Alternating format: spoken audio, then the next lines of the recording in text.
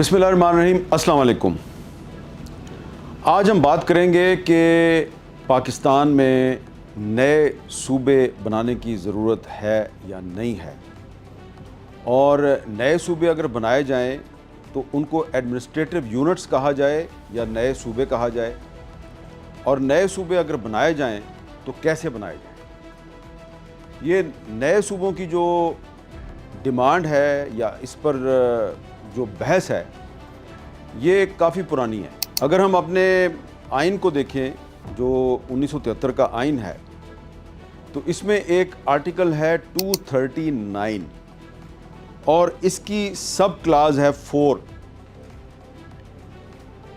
Article 239 की सब clause 4 में तरीक़ाकार बताया गया है कि नया सूबा कैसे बनेगा, और वो तरीक़ाकार बड़ा सिंपल है कि जिस सूबे के अंदर एक और सूबा बनाना है तो उस सूबे की जो सूबाई असम्बली है वो 2/3 मेजॉरिटी के साथ एक रेजोल्यूशन मंजूर करेगी, और उसके बाद प्रोसेस शुरू होगा एक नया सूबा बनाने का। तो इस किस्म की जो रेजोल्यूशंस हैं वो 2 सूबों में पास हो चुकी हैं। पंजाब असम्बली में 2 करारदादें इस हवाले से पास हो चुकी हैं, एक बहावलपुर सूबे के हक़ में और एक जनूबी पंजाब सूबे के हक़ में। इसी तरह खैबर पख्तूनख्वा असम्बली में एक करारदाद मंजूर हो चुकी है हज़ारा सूबे के हक़ में, जबकि जो सिंध असम्बली है उसने एक करारदाद मंजूर की कि सिंध को तकसीम नहीं किया जाएगा या सिंध के अंदर एक मज़ीद सूबा बनाने की कोई ज़रूरत नहीं है। अब जबकि हमारे आइन में आर्टिकल 239 सब क्लास 4 में नया सूबा बनाने की एक स्कीम जो है वो बिल्कुल पहले से मौजूद है, तो फिर ये क्यों कहा जाता है जी कि पाकिस्तान में 32-33 सूबे बना दिए जाएं और इससे पाकिस्तान बहुत अच्छा हो जाएगा, पाकिस्तान में गवर्नेंस बड़ी बेहतर हो जाएगी, और अगर एडमिनिस्ट्रेटिव यूनिट्स की तादाद में इजाफा हो जाएगा तो इससे पाकिस्तान को बहुत फ़ायदा होगा और अवाम की तकदीर बदल जाएगी। तो पाकिस्तान की तरक्की और खुशहाली के लिए कोई भी तजवीज़ अगर कोई देता है तो उसकी नीयत पे शक नहीं करना चाहिए, लेकिन ऐसी तजवीज़ पर बहुत ही एहतियात के साथ हर पहलू से गौर करने की ज़रूरत है कि इसके क्या असरात मुरतब होंगे, क्योंकि जो 32-33 सूबों की तजवीज़ सामने आई है, ये तजवीज़ जो है इसमें सिंध को भी तकसीम करने की बात की जा रही है, इसमें पंजाब, खैबर पख्तूनख्वा, बलोचिस्तान, चारों सूबों को तकसीम करने की बात की जा रही है। और इस तजवीज़ में इस चीज़ के हवाले से कोई हमें सोच विचार नज़र नहीं आती कि जिन सूबों को तकसीम किया जाएगा और उनको 32 एडमिनिस्ट्रेटिव यूनिट्स में तकसीम कर दिया जाएगा, तो पंजाब की जो शनाख्त है, लफ्ज़ पंजाब ये किधर जाएगा, सिंध किधर जाएगा, बलोचिस्तान किधर जाएगा, खैबर पख्तूनख्वा जिसको 18वीं तरमीम के ज़रिए सूबा सरहद से खैबर पख्तूनख्वा बनाया गया, तो वो पख्तूनख्वा का जो नाम है उसका क्या होगा। इसमें कोई शक नहीं कि पाकिस्तान की आबादी जो है वो 24 करोड़ से ऊपर हो चुकी है। पाकिस्तान में इस वक्त बहुत से मसाइल हैं, और इसमें भी कोई शक नहीं कि इंतज़ामी बदहाली जो है उसकी वजह से बहुत से मसाइल पैदा हो चुके हैं, इसमें कोई शक नहीं। ये जो डॉक्यूमेंट है जो मियाँ आमिर महमूद साहब ने तैयार की है, 33 नए सूबों की जो डॉक्यूमेंट है, उसमें उन्होंने बिल्कुल दुरुस्त कहा है कि पाकिस्तान का जो सबसे बड़ा सूबा पंजाब है ये दुनिया के 182 ममालिक से भी बड़ा है, इसकी आबादी 182 ममालिक से भी बड़ी है। सूबा सिंध की आबादी जो है वो 162 ममालिक की आबादी से भी ज़्यादा है। खैबर पख्तूनख्वा की आबादी जो है वो 152 ममालिक से भी ज़्यादा है, और बलोचिस्तान जो है उसका रकबा जो है वो 172 ममालिक के रकबे से भी ज़्यादा है। اور بھی انہوں نے اس میں بہت سی باتیں کی ہیں، اور ان کا یہ کہنا ہے کہ اس کی وجہ سے بہت سے مسائل پیدا ہو گئے. بڑی محنت کی ہے انہوں نے اپنی اس ڈاکومنٹ پہ. اور بھی لوگ جو ہیں وہ اس قسم کی تجاویز دے رہے ہیں.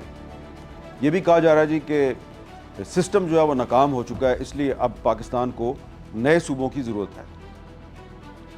لیکن یہ جو ڈاکومنٹ اس وقت میرے سامنے ہے جو کہ کہہ رہی ہے جناب کہ پاکستان میں جو 4 صوبے ہیں ان کو 32 ایڈمنسٹریٹو یونٹس میں تقسیم کر دیا جائے، اور 33واں جو ہے وہ اسلام آباد ہے، اس کو بھی ایک سیپریٹ ایڈمنسٹریٹو یونٹس بنا دیا جائے. تو 32 + 1 33 33 صوبوں کی یہ تجویز ہے. اس کا اگر ہم جائزہ لیں تو اس میں کہا گیا جی کہ جو پنجاب ہے اس کو 10 نئے ایڈمنسٹریٹو یونٹس میں تقسیم کر دیا جائے. یہ 10 ایڈمنسٹریٹو یونٹس کون کون سے ہیں جی؟ لاہور، فیصل آباد، ملتان، بہاولپور، ڈیرہ غازی خان، گجرانوالہ، راولپنڈی، سرگودا، ساہیوال اور گجرات. اور اس کے بعد یہ کہتا ہے جی کہ جو سندھ ہے، سندھ کو 7 نئے صوبوں میں تقسیم کیا جائے. اب وہ 7 نئے پروونسز یا ایڈمنسٹریٹو یونٹس کون سے ہیں؟ کراچی، حیدرآباد، لاڑکانہ، سکھر، شہید بے نظیر آباد، میرپور خاص اور بمبور. آگے انہوں نے علاقے بھی لکھے ہیں کہ اگر کراچی ہے تو کراچی میں Karachi south, west, east, central, Malir, Korangi اور کماری یہ شامل ہوں گے. آگے چل کے خیبر پختونخوا جو ہے اس کے بارے میں بھی کہا گیا جی کہ اس کو بھی 7 نئے صوبوں میں تقسیم کر دیا جائے. یہ 7 نئے صوبے کون سے ہوں گے؟ پشاور، مالاکنڈ، ہزارہ، مردان، کوہاٹ، ڈیرہ اسماعیل خان اور بنوں. اور پھر کہا گیا جی کہ بلوچستان جو ہے اس کو 8 نئے پروونسز میں تقسیم کر دیا جائے. یہ 8 نئے پروونسز ہیں جی: کوئٹہ، کلات، نصیر آباد، مکران، سبی، رخشان، یوب اور لورالائی. اور ان 32 نئے صوبوں کے ساتھ ایک 33واں صوبہ اسلام آباد ہوگا. اب اس ڈاکومنٹ میں جو تفصیلات موجود ہیں ان کو اگر ہم سامنے رکھیں تو ایسا لگتا ہے کہ یہ جو 33 نئے صوبوں کی تجویز ہے، اس تجویز میں جو لفظ پاکستان ہے، لفظ پاکستان، اس میں جن صوبوں کو ریپرزینٹ کیا گیا ہے، جن علاقوں کو ریپرزینٹ کیا گیا ہے، ان کی شناخت ختم ہو جائے گی. یعنی کہ آپ تجویز دے رہے ہیں کہ ہم نے پاکستان میں ترقی اور خوشحالی کے ایک نئے دور کا آغاز کرنا ہے، ہم نے پاکستان کو بہتر بنانا ہے. تجویز کا مقصد ہے پاکستان کو بہتر بنانا. لیکن اس میں اس پہلو پہ غور نہیں کیا گیا اس پوری ڈاکومنٹ میں کہ پاکستان کو بہتر بنانے کی یہ جو تجویز ہے، اس تجویز میں پاکستان جن علاقوں کو ریپرزینٹ کرتا ہے، جن صوبوں کو ریپرزینٹ کرتا ہے، ان کی شناخت ختم کی جا رہی ہے. وہ کیسے؟ وہ ایسے کہ جو لفظ پاکستان ہے اس میں جو پی ہے، پی یہ ریپرزینٹ کرتا ہے پنجاب کو، اے ریپرزینٹ کرتا ہے افغانیہ. افغانیہ کا مطلب ہے خیبر پختونخوا، کیونکہ وہاں پر جو لوگ رہتے ہیں وہ ان کو آپ پشتون کہتے ہیں، پختون کہتے ہیں، لیکن ان کی جو نسل ہے وہ افغان ہے.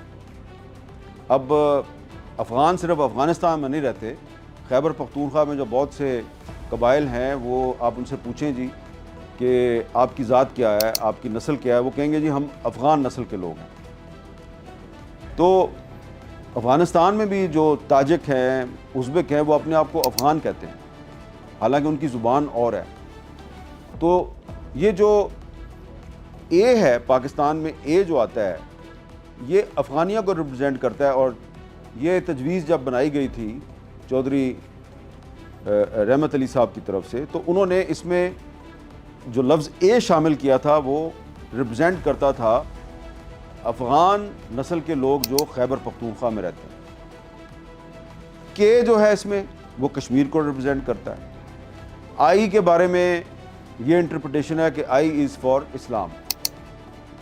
ایس ریپرزینٹ کرتا ہے سندھ کو، اور ٹی اے این تان یہ ریپرزینٹ کرتا ہے بلوچستان کو، اور اب گلگت بلتستان بھی اس میں آ چکا ہے، تو اس میں بھی TAN جو ہے وہ گلگت بلتستان کو بھی ریپرزینٹ کرتا ہے۔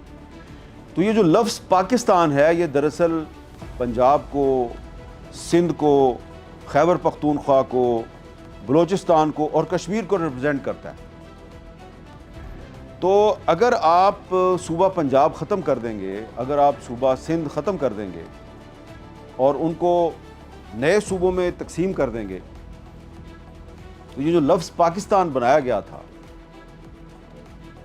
اس لفظ پاکستان کی پوری جو ہسٹری اور بیک گراؤنڈ ہے وہ ختم ہو جائے گی۔ اچھا، اب اس میں ایک اور بھی پہلو ہے، اور وہ یہ ہے کہ پاکستان کے حق میں جو پہلی قرارداد ہے وہ سندھ اسمبلی نے منظور کی تھی 3 مارچ 1943 کو، 3 مارچ 1943۔ پاکستان 1947 میں بنا، لیکن سندھ اسمبلی نے 3 مارچ 1943 کو یہ کہا کہ ہمیں ایک علیحدہ ملک چاہیے۔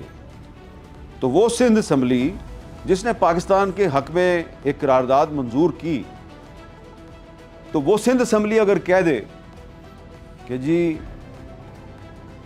سندھ میں نئے صوبے بننے چاہیے تو ٹھیک ہے، لیکن اگر وہ سندھ اسمبلی یہ کہہ رہی ہے کہ سندھ میں نئے صوبوں کی ضرورت نہیں ہے، اور اگر آپ زبردستی سندھ میں نئے صوبے بنائیں گے تو اس کا مطلب یہ ہے کہ سندھ کے لوگوں کو یہ کہنے کا موقع ملے گا کہ ہمیں پاکستان بنانے کی سزا دی گئی۔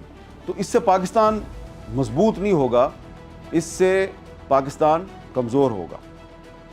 اب پنجاب پہ آ جائیں، اس میں کوئی شک نہیں کہ 1937 تک پنجاب میں جو تحریک پاکستان کی حمایت ہے وہ بہت کم تھی، اور 1937 میں جو الیکشن ہوا تھا اس وقت جو پنجاب مسلم لیگ تھی اس کے جنرل سیکرٹری تھے علامہ اقبال، شاعر مشرق، اور انہوں نے بڑی مشکل سے چھوٹی چھوٹی پارٹیوں کے ساتھ الائنس کر کے مسلم لیگ کے پلیٹ فارم سے امیدوار کھڑے کیے، اور 2-3 امیدوار جو ہیں وہ جیتے۔ اس کے باوجود تحریک پاکستان جاری رہی، اور 1940 میں لاہور میں قرارداد لاہور منظور ہوئی، اور پھر جو 1946 کا الیکشن تھا اس میں پھر مسلم لیگ جو ہے اس نے پنجاب میں اتنی سیٹیں حاصل کر لیں کہ پنجاب میں بھی جو یونینسٹ پارٹی کی جو حکومت ہے اس کے لیے ایک بہت بڑا چیلنج پیدا ہو گیا۔ اور پھر یہی پنجاب اسمبلی تھی جس نے 23 جون 1947 کو ایک ریزولوشن منظور کی کہ ہم نے، یعنی کہ پنجاب نے پاکستان میں شامل ہونا ہے۔ اور یہ بڑی انٹرسٹنگ ڈبیٹ ہے۔ ہمارے جو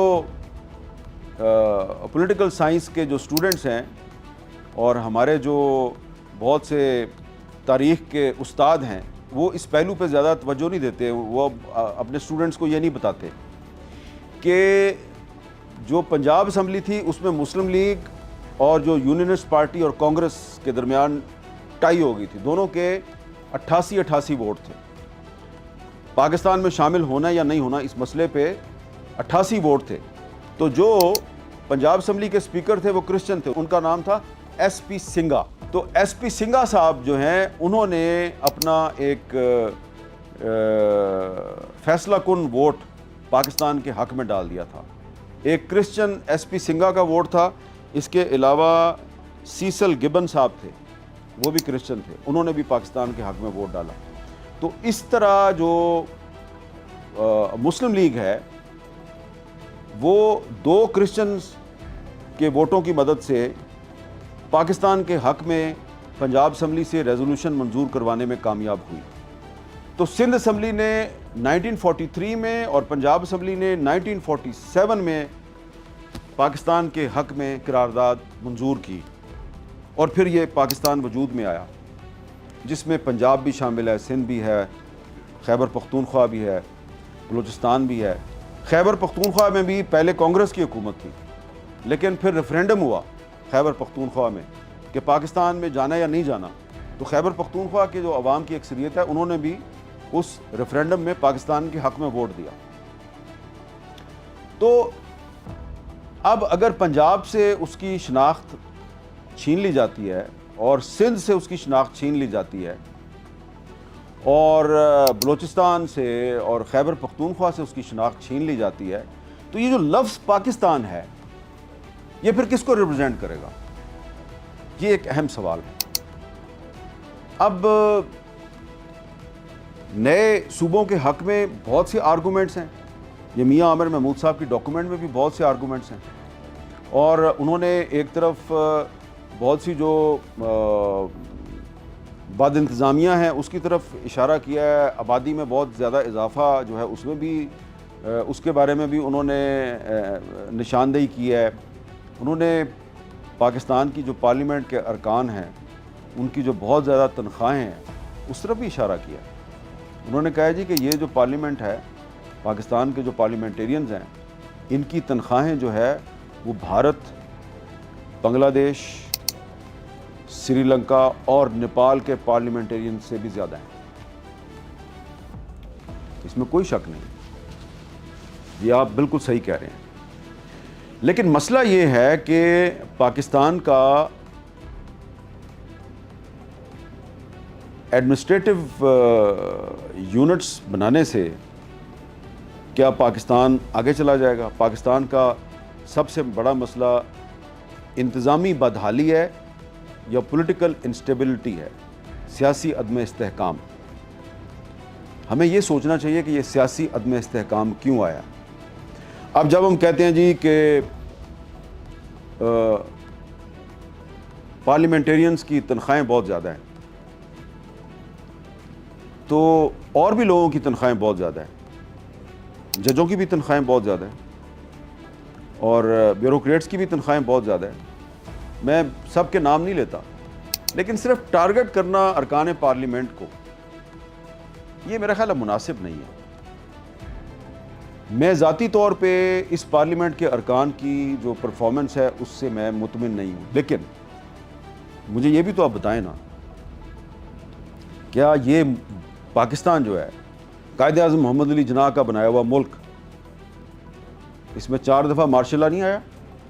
general Ayub Khan, general Yahya Khan, general Zia الحق، جنرل پرویز مشرف، اور ان 4 ڈکٹیٹرز نے مل کر 32-33 سال تک حکومت کی۔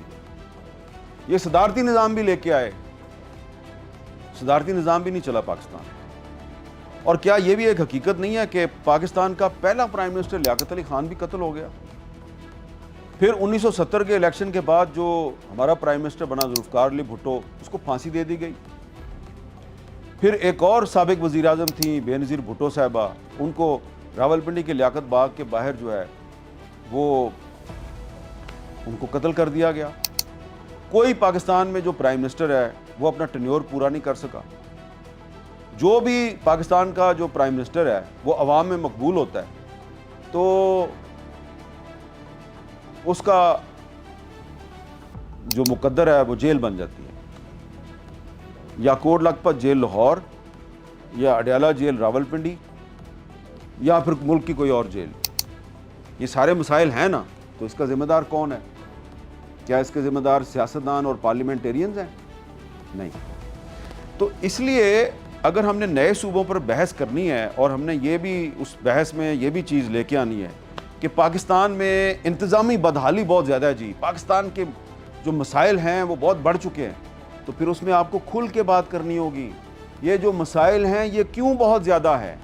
کون کون سے ادارے جو ہیں وہ آئین میں اپنے طے شدہ کردار سے باہر نکل کر کردار ادا کرنے کی کوشش کرتے ہیں؟ جن اداروں کو کہا گیا آپ نے سیاست میں مداخلت نہیں کرنی، وہ سیاست میں مداخلت کرتے ہیں، خواہ عدلیہ ہو، خواہ فوج ہو، خواہ بیوروکریسی ہو۔ اسی لیے جنرل سکندر مرزا جو ہے وہ بھی گورنر جنرل بن جاتا ہے، غلام محمد ایک بیوروکریٹ تھا وہ بھی گورنر جنرل بن گیا، چودھری محمد علی صاحب بیوروکریٹ تھے وزیر اعظم بن گئے، اور جنرل ایوب خان صاحب جو ہیں مارشل لا لگانے سے پہلے ان کو وزیر دفاع بنا دیا گیا تھا۔ تو یہ ساری باتیں ہیں۔ تو اس لیے ہمیں اس ڈبیٹ میں اگر ہم نے کھل کے بات کرنی ہے تو پھر سارے پہلو جو ہیں ان کو ڈسکس کرنا ہوگا. تو میری جو ایک ناقص رائے ہے وہ یہ ہے کہ آئین میں جو طریقہ کار طے کیا گیا ہے نئے صوبے بنانے کا، فی الحال اس کی وجہ یہ ہے کہ یہ 1973 کا جو آئین ہے یہ ہمارے پاس ایک واحد کنسنسس ڈاکومنٹ ہے. تو اس ڈاکومنٹ میں جو طریقہ لکھا گیا ہے صوبے بنانے کا، آپ کو فی الحال اسی پہ چلنا ہے. ہاں، آپ اس میں ترمیم کر دیں. آرٹیکل 239(4) جو ہے اس میں ترمیم کر دیں. سندھ اسمبلی جو ہے وہ بھی کنسنٹ دے دے، بلوچستان اسمبلی بھی کنسنٹ دے دے، تو پھر کوئی راستہ نکل سکتا ہے. لیکن اگر آپ زبردستی کریں گے تو پھر آپ اس پہلو کو سامنے رکھیں کہ پہلے ہی جو 2 صوبے ہیں وہاں پر بدامنی ہے، بلوچستان میں اور خیبر پختونخوا میں. تو اگر زبردستی ایڈمنسٹریٹو یونٹس کے نام پر نئے صوبے بنانے کی کوشش کی جاتی ہے تو اس سے نہ صرف سندھ میں بلکہ پنجاب میں بھی مرکز گریز رجحانات میں اضافہ ہو سکتا ہے. پنجاب اسمبلی 2 ریزولوشنز منظور کر چکی ہے نا، بہاولپور صوبہ اور جنوبی پنجاب صوبہ. بنا دیں اس کو، امپلیمنٹیشن کیوں نہیں کرتے؟ خیبر پختونخوا اسمبلی نے کہا ہے کہ ہزارہ صوبہ بنا دیں، اس کو بنائیں، آپ امپلیمنٹیشن کریں. اب جو اہم ترین سوال ہے وہ یہ ہے کہ پھر اگر آپ نے نئے صوبے نہیں بنانے اور اسی طرح چلنا ہے تو پھر مسائل تو حل نہیں ہوں گے. بالکل، یہ بڑا ویلڈ آرگومنٹ ہے، لیکن مسائل حل ہو سکتے ہیں نا. یہی پارلیمنٹ ہے نا. اس پارلیمنٹ نے 18ویں ترمیم منظور کی تھی. 18ویں ترمیم کا مقصد یہ تھا کہ اختیارات مرکز سے صوبوں کو جائیں گے اور صوبوں سے بلدیاتی اداروں کو جائیں گے. اب آپ نے یہ جو 33 نئے صوبوں کی جو اسکیم ہے، اس میں آپ نے لاہور کو ایک علیحدہ صوبہ بنا دیا ہے، پشاور کو علیحدہ صوبہ بنا دیا ہے، کوئٹہ کو علیحدہ صوبہ بنا دیا، کراچی کو علیحدہ صوبہ بنا دیا. تو آپ بلدیاتی الیکشن کے ذریعے جو یہاں کی جو بلدیاتی حکومتیں ہیں ان کو اختیارات دے دیں، جو 18ویں ترمیم نے اختیارات دیے وہ ان کو دے دیں، اور دیکھیں 5 سال انتظار کریں کہ مسائل جو ہیں وہ بہتر حل ہوتے ہیں کہ نہیں ہوتے، پرفارمنس بہتر ہوتی ہے کہ نہیں ہوتی. لیکن اب پاکستان کا جو سب سے بڑا صوبہ پنجاب ہے، وہاں پہ اگر بلدیاتی الیکشن ہی نہ ہو تو پھر یقیناً میرے جیسے لوگوں کو غلط ثابت کرنا بڑا آسان ہو جاتا ہے. کیونکہ میں کہہ رہا ہوں نا جی کہ جو آئین میں طریقہ کار دیا گیا جی اس کے مطابق چلیں، اور میں کہہ رہا ہوں جی یہ 33 نئے صوبوں کی جو اسکیم ہے اس سے مرکز گریز رجحانات میں اضافہ ہوگا. لیکن اب میاں عامر محمود صاحب لاہور میں رہتے ہیں، لاہور کے میئر بھی رہے ہیں جنرل پرویز مشرف کے دور میں، تو وہ یہ کہہ سکتے ہیں کہ جناب پھر پنجاب میں آپ 18ویں ترمیم جو ہے وہ کہتی ہے کہ بلدیاتی حکومتوں کو اختیارات دیے جائیں، تو کیوں نہیں دیے آپ نے؟ بالکل، یہ بڑا ویلڈ آرگومنٹ ہے. یہاں پہ آ کے تو سیاستدان جو ہیں ان کا کیس کمزور ہو جاتا ہے، ارکان پارلیمنٹ کا کیس کمزور ہو جاتا ہے. سندھ میں بلدیاتی الیکشن ہوا، پیپلز پارٹی کریڈٹ لیتی ہے 18ویں ترمیم کا، لیکن پیپلز پارٹی نے اکیلے نے 18ویں ترمیم نہیں کی، اس میں اور پارٹیاں بھی تھیں، لیکن کریڈٹ تو لیتی ہے نا. تو پھر کم از کم اپنا جو صوبہ ہے جہاں پہ وہ اتنے سالوں سے حکومت کر رہی ہے، سندھ میں وہ 18ویں ترمیم پر صحیح طریقے سے عمل درآمد کر کے دکھا دیتی، کراچی کو ایک رول ماڈل بناتی پورے پاکستان کے لیے اور پورے ساؤتھ ایشیا کے لیے، پوری دنیا کے لیے. لیکن کراچی شہر کے مسائل آپ دیکھیں تو اس کے بعد پھر آپ 18ویں ترمیم کی اندھا دھند حمایت نہیں کر سکتے. اتنے سال ہو گئے نا 18ویں ترمیم کو منظور ہوئے، امپلیمنٹیشن نہیں ہوئی. ٹھیک ہے، سیاست میں مداخلت ہوتی ہے، لیکن اگر سیاستدان چاہیں تو 18ویں ترمیم پر اس کی اصل روح کے مطابق عمل درآمد کر کے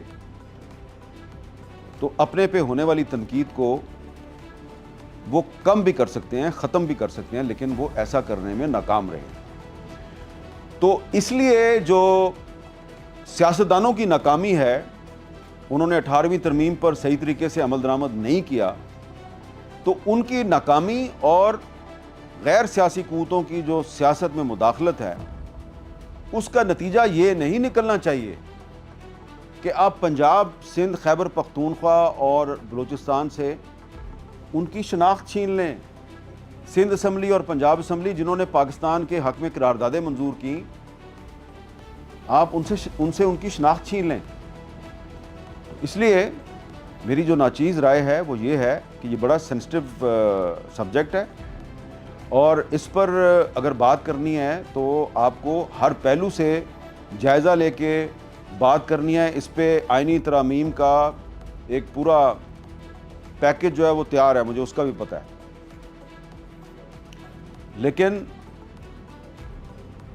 سندھ اسمبلی تو کہتی ہے کہ جناب ہم صوبہ نہیں بنائیں گے، تو آپ ان کو کنونس کریں نا، ڈیبیٹ کریں، ان کو کنونس کریں۔ اور وہاں پر صرف پیپلز پارٹی نہیں ہے، اور بھی جماعتیں ہیں۔ سندھ میں صرف اکیلی ایک پیپلز پارٹی سٹیک ہولڈر نہیں ہے، وہاں پہ اور بھی بہت سی جماعتیں ہیں۔ ٹھیک ہے، کراچی میں متحدہ قومی موومنٹ پاکستان جو ہے وہ کہتی ہے جی کراچی کو علیحدہ صوبہ بنایا جائے، یہ ان کی ایک رائے ہے، لیکن وہ پھر آرگومنٹ سے کنونس کریں۔ یہ نہیں ہونا چاہیے کہ آپ ڈائریکٹ اسلام آباد میں اپنے اتحادیوں کے ساتھ مل کر زبردستی سے نئے صوبے بنائیں، تو اس زبردستی کا نتیجہ آپ ماضی میں دیکھ چکے ہیں۔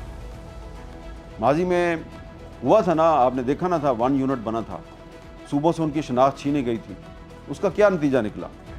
میں زیادہ ہسٹری میں جانا نہیں چاہتا، مجھے لوگ کہتے ہیں تم یہ ہسٹوریکل بیک گراؤنڈ کو لے کے آتے ہو جان بوجھ کے، اور پھر تم جو ہے نا وہ اپنے مقاصد جو ہیں، جو تمہارا ایجنڈا ہے اس کو پروموٹ کرتے ہو۔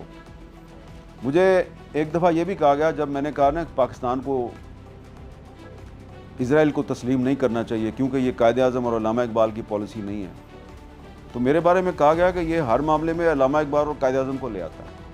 تو اس لیے میں زیادہ ہسٹری کو نہیں لے کے آتا اس میں، کہ پہلے بھی آپ نے صوبوں سے ان کی شناخت چھینی، 1 یونٹ بنایا، کیا ہوا؟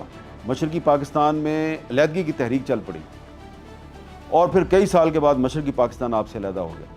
1 یونٹ نے بنیاد ڈالی تھی مغربی پاکستان اور مشرقی پاکستان میں نفرت کی۔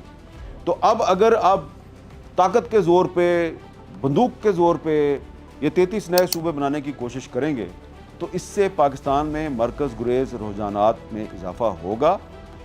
اس لیے اگر نئے صوبے بنانے بہت ضروری ہیں تو جو آئین میں طے کردہ ایک طریقہ کار ہے اس پر عمل درآمد کریں، اور اس سے پاکستان کا جو سب سے بڑا صوبہ ہے اس میں 2 نئے صوبے بن جائیں گے، خیبر پختونخوا میں 1 نیا صوبہ بن جائے گا، پاکستان کے جو صوبے ہیں ان کی تعداد 7 ہو جائے گی۔